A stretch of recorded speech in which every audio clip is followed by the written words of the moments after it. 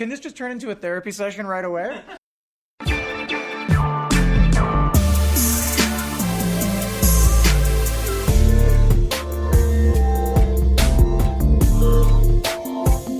Every writer knows that the best conversations about writing don't happen in classrooms or symposia or any fancy artisanal setting. They happen at the bar, usually after deadline. That's the vibe we're going for here. This is The Other 51, a podcast about writing with me, Brian Moritz. This week, my guest is composer and singer-songwriter Drew Gasparini.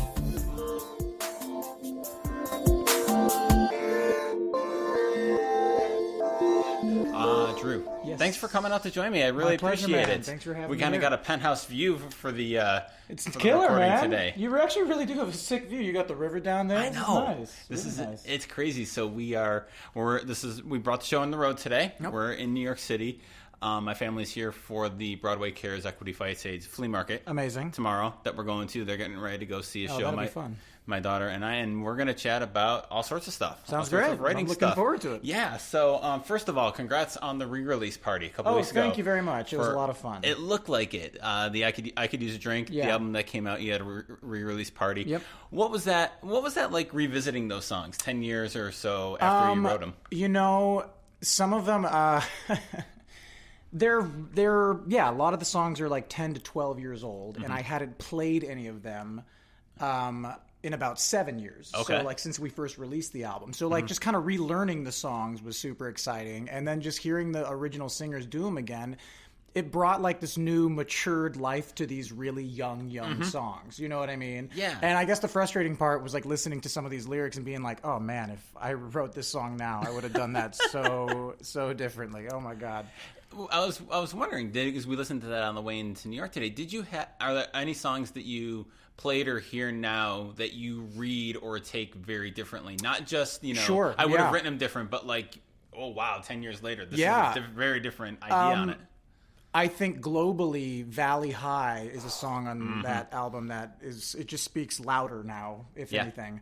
It's a song about a school shooting, and it's like an anti-bullying kind of message as well. But just recently, the country's just kind of a mess when it comes to that kind of thing. So hearing that song again, and we did it in 2 shows at the concert. We did a female version and a boy version, which is typical on the album. It was just kind of shocking to see what used to be like a raucous rock song with like a dark side to it actually was like this really poignant holy shit moment in the audience. Sorry, can I swear? Yeah. You swearing? Okay. Yeah. So that was one that hit me a little differently. Okay. And like 2 Little Lines, which is a song about a girl waiting for the results of a pregnancy test. And there was a part of me listening back to it being like, I really have no right writing this song. But like, I think a lot of the life of these songs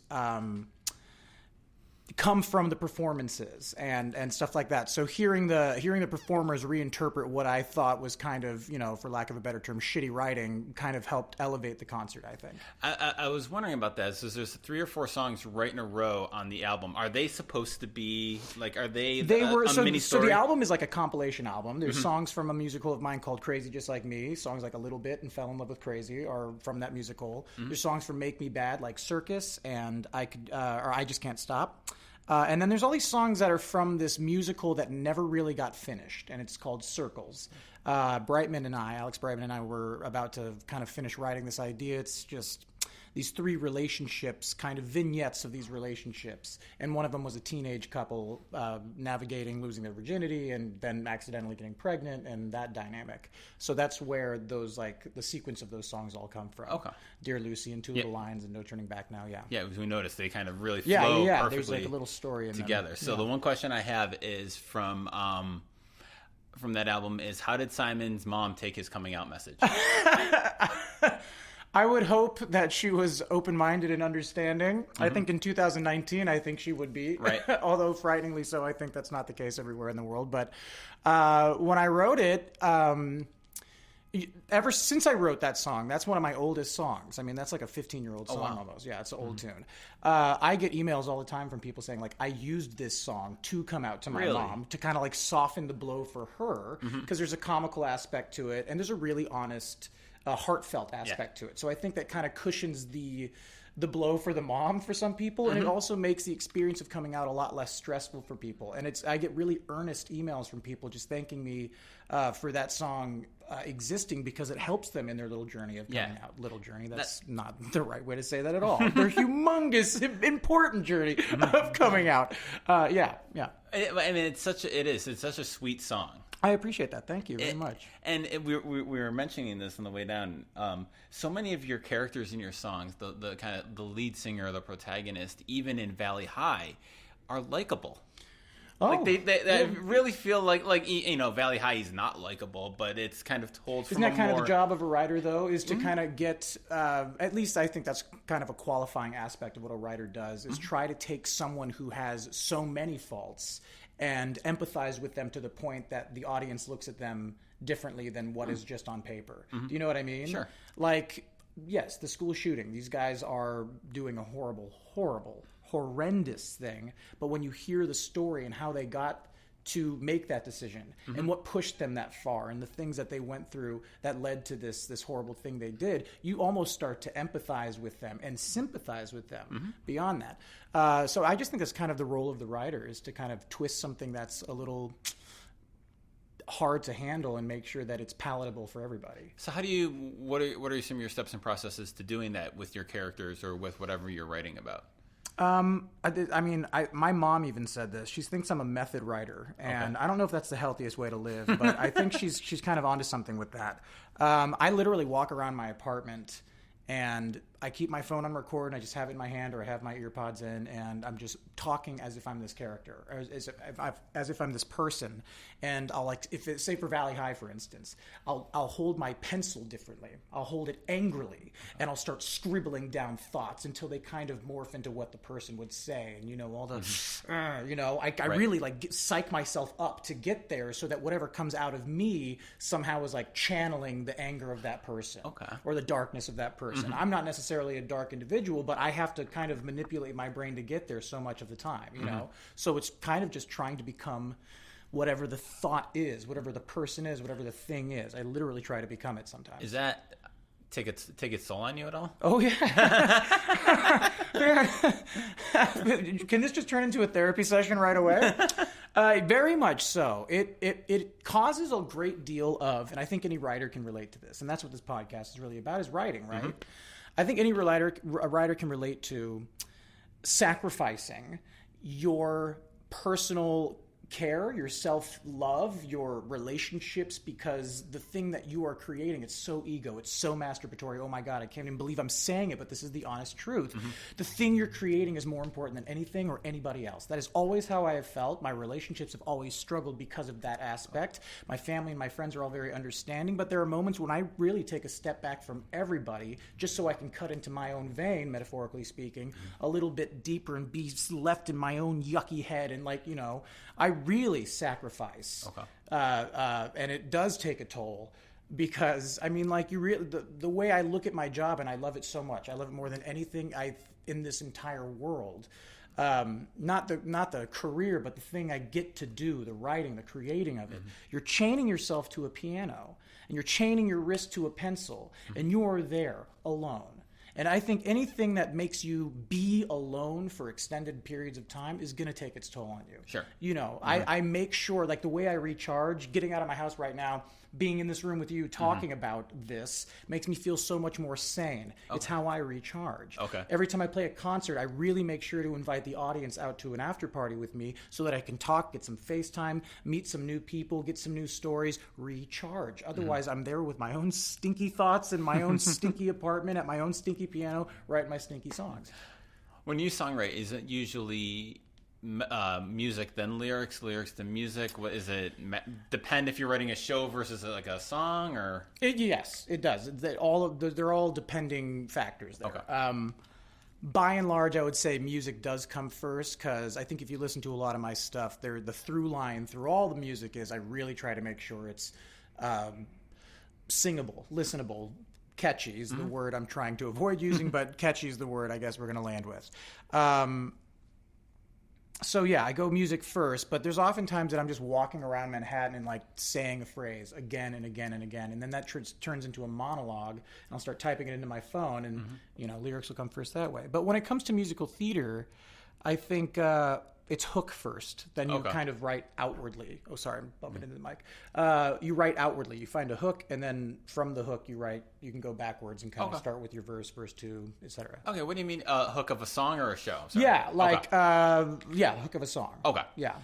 So I wanted to talk a lot about the stuff you're working on right now. Sure. And I know you have a billion projects that you're working on at all stages, but the one that kind of caught my attention was It's Kind of a Funny Story. Yeah.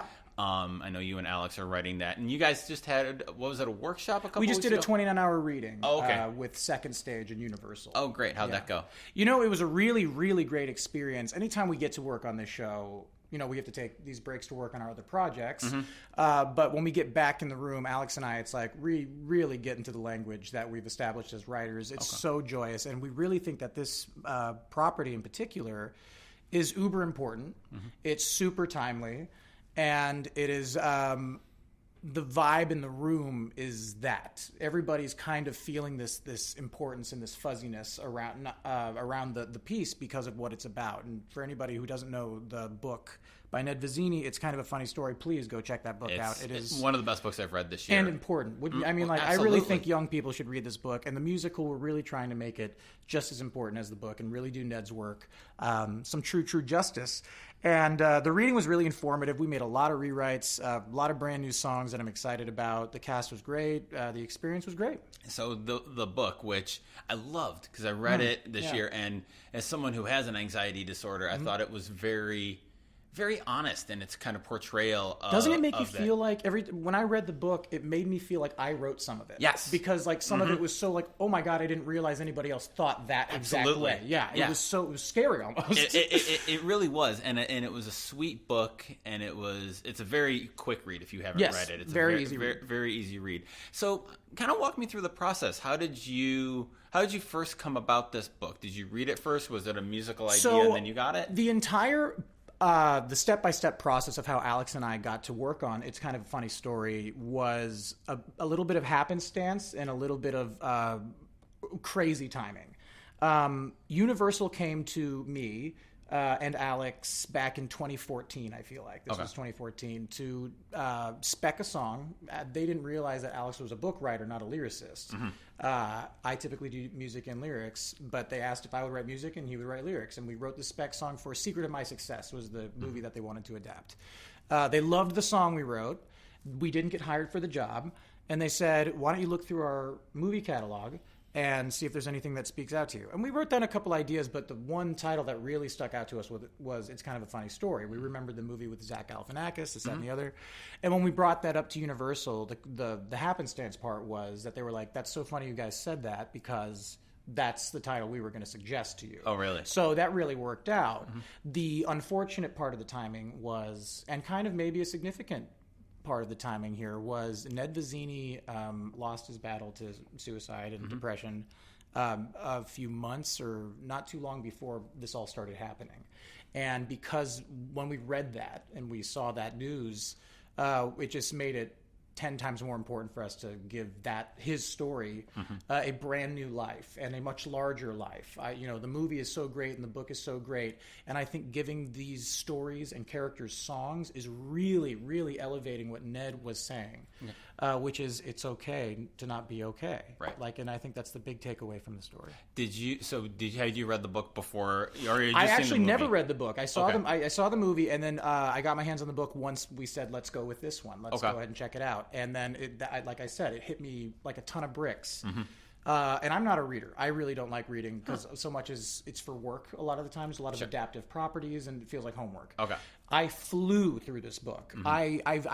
And Alex will attest. Alex Brightman will tell anybody, I hate reading and I'm a slow reader and the whole thing. Like 2 days I went through this book, scribbling notes all the entire way. And so much of it felt so personal to me that I think Alex and I wrote the first draft in 3 weeks. Oh, wow. We really pumped it out. We were ready to go with this show. So I'm curious, because having never written musical theater, how do you take a book, a novel, and then start making it into a musical? The only experience I have with this in my mind is I read Ron Chernow's biography of Grant. Yeah. And obviously you read Hamilton after you listened to Hamilton, and you can reverse engineer and see it. And then you read another book like it, and like, I don't know how. And you go, how did Lynn do Hamilton after reading this? Yeah. Exactly. Which I kind of feel the same way. When you read the Hamilton book, you're like, how the hell did he think to make this a hip hop musical? Right. So when you have the book, you have your notes, and obviously you're kind of thinking in this point. Yeah. We're going to turn this into a musical. Yes. So like, what's that process? Well, there's a lot of things to think about when you're doing a commercial musical. Big one is cast size. And if you're reading a book, there's all these characters that come in, and you have to start thinking about adapting. Adapting is the key word here. You want to be true as hell to the piece, because especially this one, it's so important. But you do get the liberty to adapt it for a musical, right? Okay. So if like the movie stands on its own and the book stands on its own, this musical has to stand on its own as the adaptive work. Okay. So I think the first thing that Alex and I did in terms of this show, and this is not typical for every book adaptation, but certainly for this one, because there's several characters, because it takes place in a psych ward in a hospital. So we kind of truncated the characters and made two of the characters into one, and you know what I mean, kind of shortened the cast size so that producers don't get scared about how many actors they have to pay, etc. It's nuts to even say that out loud, but those are things you have to think about when you're writing a show, because eventually you want to get it produced, right? Yeah, so things like that are a good way to start. And same thing, like, how do we get like these 3 days into one day? Right. You know what I mean? Like, it's just about kind of streamlining the 300 whatever page book into an hour and a half, no act break musical. Oh, okay. It's gonna be a one. That's what we're striving to do, and we did that for the reading, and it worked out time wise. I think we got to about 100 minutes, which is a pretty good one act. And just the flow of it. It's kind of a weird. I mean, you read the book. It's a very strange show to interrupt halfway. That's true. And then come back to. And like, it's just too, I keep saying this word important. I hope I'm beating this point to death so everyone buys this book to see what I'm talking about. But it's too important of a message to stop so everyone can get a drink and then go to the bathroom and come back. It's kind of like Fun Home in that way. Similar. That is a great example. Yes. So what's the process like for you and Alex actually writing, the relationship between the book writer and the music and lyricist with you guys? Well, Alex and I have the great advantage of being best friends. So the collaborative effort is I guess we call it riffing bits, where we just kind of sit in a room, we start talking like it's nothing. It's not even like there's an agenda at all. And whatever someone says eventually just kind of sparks an idea, and then we literally don't stop. Okay. It is the first musical we ever wrote was a serial killer love story called Make Me Bad. Again, remember Twisted Dark Thoughts, right? It's a serial killer love story called Make Me Bad, and Alex came to my apartment one day with a bottle of moonshine, and in like 11 hours we had a full fucking musical. I'm not kidding. He and I just speak a language that works. We always have. That's why we were immediate friends, and it's just been a great decade of friendship with this man.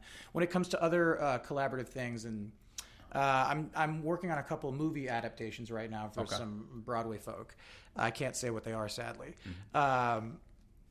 But working with people who typically work in movies, and like how fast they write and how fast they rewrite, it's a very different.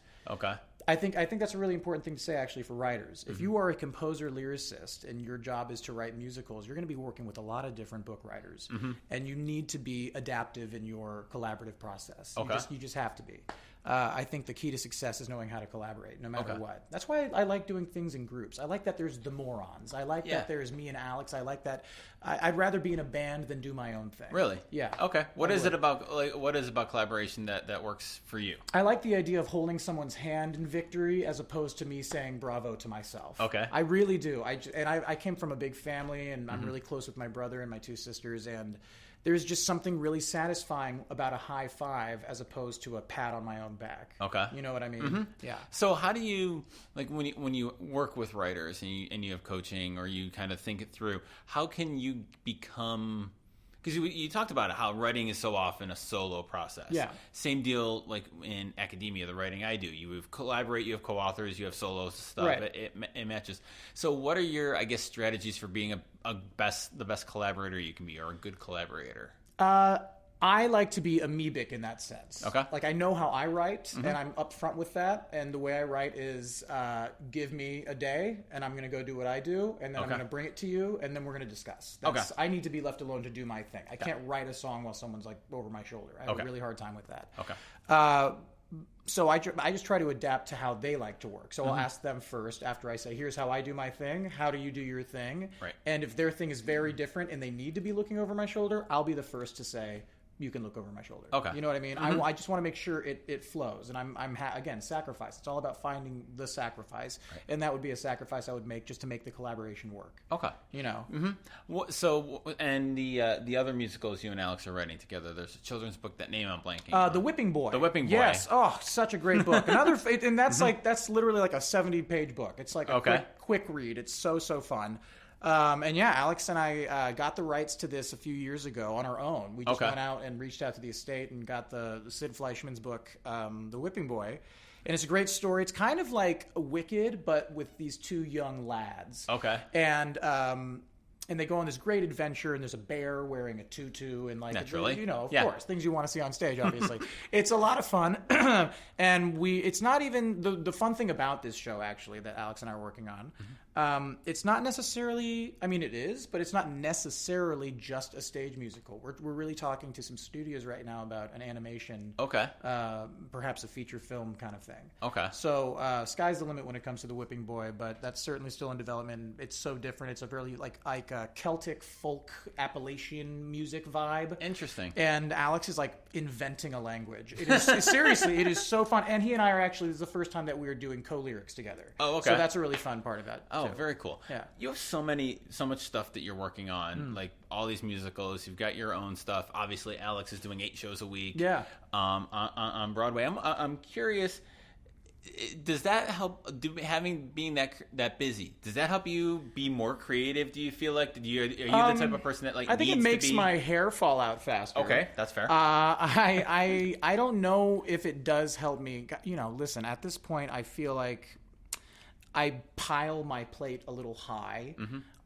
Because I'm used to it at this point. Okay. And I think there's a real anxiety and a real fear when you're a writer starting out that it's never going to happen because it takes a long time. Right. For something to get going. So you just keep taking on every project you can or starting a new project every time you have a new idea. Just make sure that your plate is full all the time in case something falls to the shit. You know what I mean?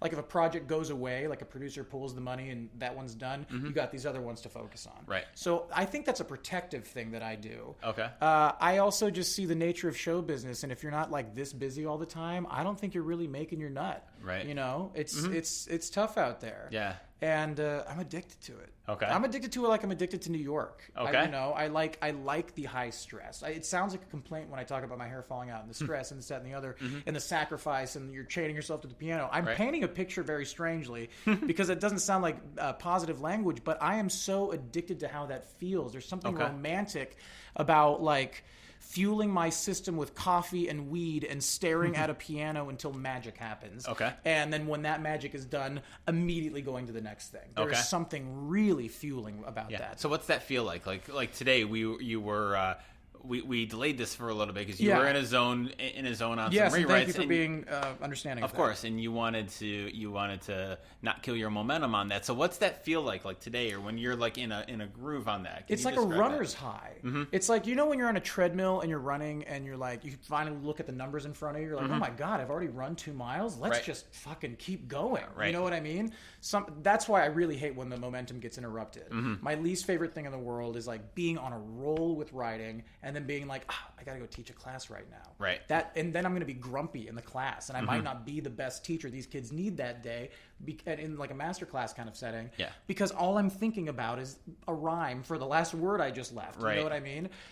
It just feels so good when the getting is good. Your brain isn't always that ignited and that fuel to keep the stream going. So when it's there, man, ride that wave. It is so powerful. Empowering. Yeah, really, absolutely. Yeah. So do you have ways that you can, as a writer, kind of build that into, like kind of protect that or like build that in so that you're not like when you get momentum, you cannot. On days, literally, I make sure I have like 3 or 4 days a week where it's just writing, and people think I'm like sitting at home watching TV. No. It's like 12 hours of writing. Okay. Really, I really work my ass off, and I treat my day like a work day. I get up, I make sure there's like an hour or two for lunch and going to the gym and getting my head right.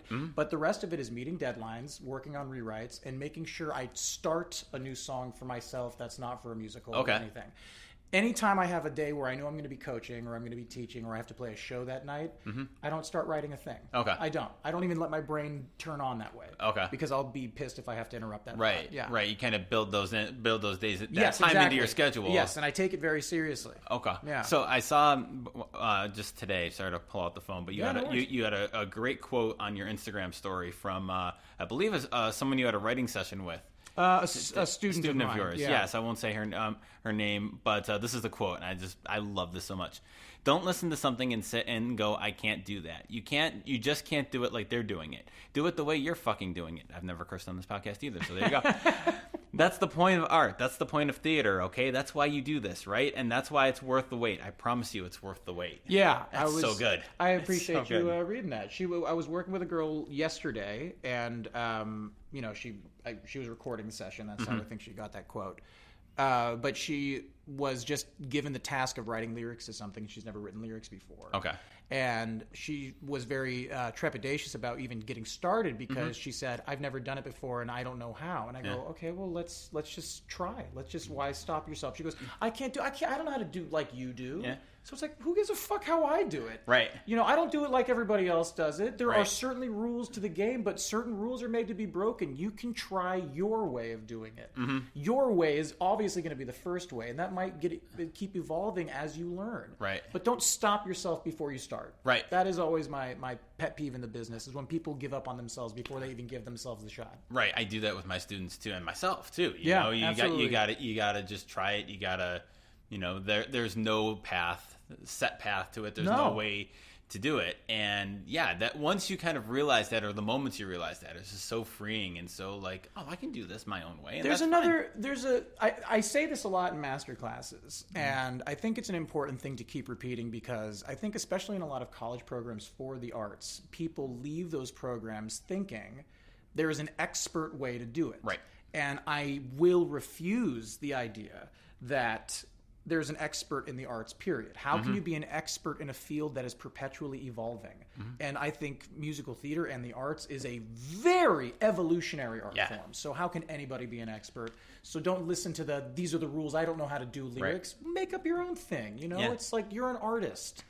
Yeah. You mentioned evolving brings up another point I was thinking about earlier today. How have you seen, maybe even in the last 5 years, musical theater in New York and on Broadway evolve, kind of thinking maybe in a post-Hamilton world? I mean, Hamilton gets so much of that credit, I think, but it was really starting when I'm sure, it started a long time ago. It's been like a real slow burn to see it get where it's at, but there is a really wonderful gap being bridged between like what is considered the genre of musical theater and then the pop world, and like the common person who's not a theater fan. Right. I think Hamilton played the biggest role in like bridging that gap.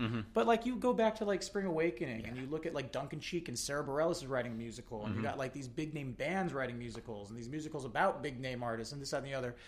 The thing I like about seeing all of that is that we are opening the gates for everybody else who was like not into theater for whatever their reasons are suddenly looking at theater as this really versatile, there's a place for everybody kind of thing. It really is the land of misfit toys. I really think musical theater is like a sanctuary for those who never really were understood at some point in their life. I truly believe that. And I think anybody who says they don't like musical theater is a fucking liar. And I think they need to deal with themselves, and they should just admit that musical theater is going to change their life. I really think it can. But yeah, I think when I moved out here, it was like Spring Awakening was cooking, and that was like such a big deal. Next to Normal was a big one for me in terms of like seeing this pop rock influence really come to light. Yeah.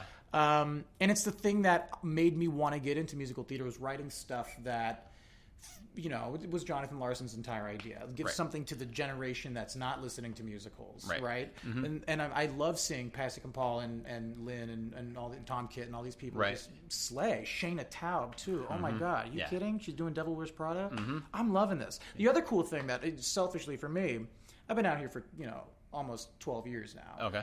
And it is so cool when you feel it's like watching your high school class all rise together. Mm-hmm. I love seeing my best friend get nominated for a Tony. I love Shayna Taub was the first musical director for Make Me Bad when we did a reading of it at Pace, and now she's writing a musical with Elton John. Mm-hmm. You know what I'm saying? Yeah. I love watching all the friends you come up with succeed. Yeah. And selfishly, that's what I've liked in the last 5 years of musical theater. Yeah. Is we are finally, when I say we, I mean this generation of writers and actors. We're really putting our stamp on the musical theater vernacular right now. Right. Yeah. I meant to ask earlier when we were talking about, it's kind of a funny story, how much did Be More Chill having a successful run kind of help that? Because that's a Ned Vizzini novel as well. I'm just curious, did the success, it wasn't, I don't know if it was a runaway success, but it was a great show and had a really popular run. It had a very loud audience, which was super exciting. Yeah. And again, I've known Joe, he was like a hero of mine when I moved out here. So to see him finally get to Broadway, man, was that cool. Right. I'm wondering if that has any help, influence help on you guys either on the business, like getting noticed from. I think that Be More Chill, and it's kind of a funny story. The common denominator being Ned Vizzini is the author of those two books. I think that's the only real thing that's tying those properties together, because there are like Ned Vizzini fans out there, but I think there's a very clear Be More Chill fans, and there are some. It's kind of a funny story fans. They're very different. They're very, very different books. Yeah. Oh my God, wildly different books. So like, if people are expecting a Be More Chill-esque musical with this other Ned Vizzini property, that's just not what it is. Right. I don't want this to seem like a put down to anybody and Be More Chill, but this, I think that it's kind of a funny story, has more of an adult element to it because it takes place with grown-ups in a psych ward. Right. So I ask everybody I have on my podcast this question, so I'll ask you, what's the best thing you've read lately? Best thing I've read lately? I just started reading Ben Folds' book, so I'm liking that right now. I've heard that's and pretty the way good. he writes is really fun. He's great.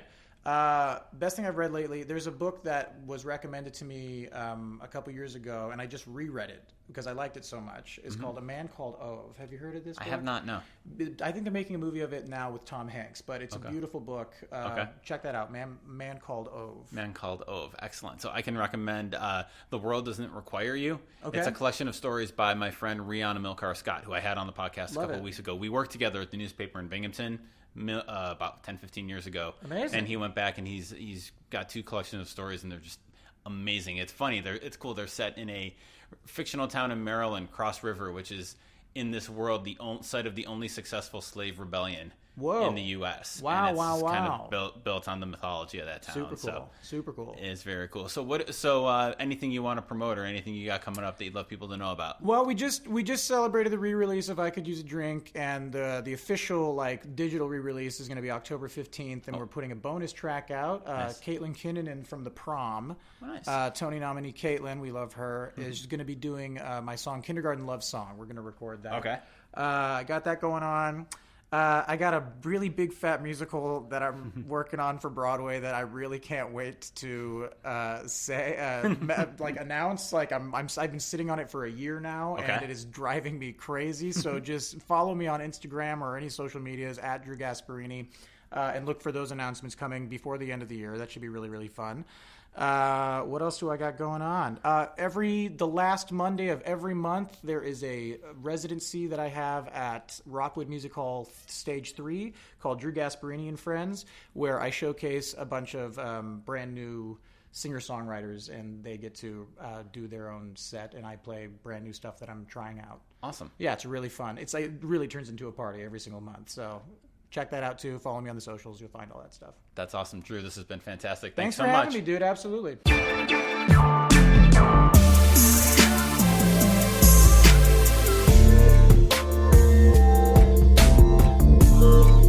Thanks for listening to The Other 51. You can find show notes for this episode and for all our episodes at sportsmediaguide.com by clicking on the Other 51 tab. Special thanks to Bob Hotchkiss for his technical assistance this week, and you can find this podcast wherever you get your podcast. I highly suggest Overcast for this one. As always, our music is by Ellie Moritz.